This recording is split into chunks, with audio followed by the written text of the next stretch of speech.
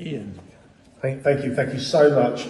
Question for you, and remembering where we are, I won't be overtly political. You can see from the colour of my skin, I've just been on holiday. My holiday read was a diplomat, Ian Proud. I've emailed him and asked him about you, and he certainly knew of you without a doubt. He was in but he was in, his book is called A Misfit in Moscow, and he said that the British policy since 2014 has not been to engage at all with Russia. So the diplomatic service in Russia is just sort of hanging around and drinking and visiting places, but they're not actually doing anything. And it was very, very sad. And I thought, with your wealth of experience, if you thought it was the right policy to shun the Russians, or if we should be engaging with them and trying to build bridges. I know it's not an easy question.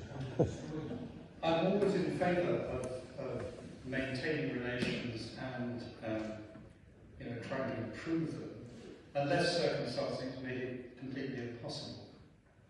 Quite interesting, wasn't it, last week, the British government was under pressure to break diplomatic relations with Iran.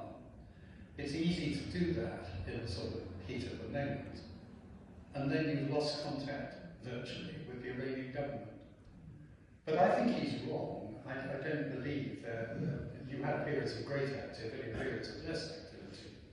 And obviously under a ruler like Putin doing the things he's doing, there's not too much you want to talk to the Russian government about anyway. But I'm sure there's constant activity between the two.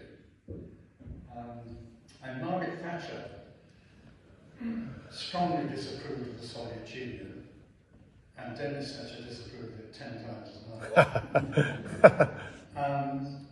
And when things began to loosen up there, we began to see the changes in the late 80s.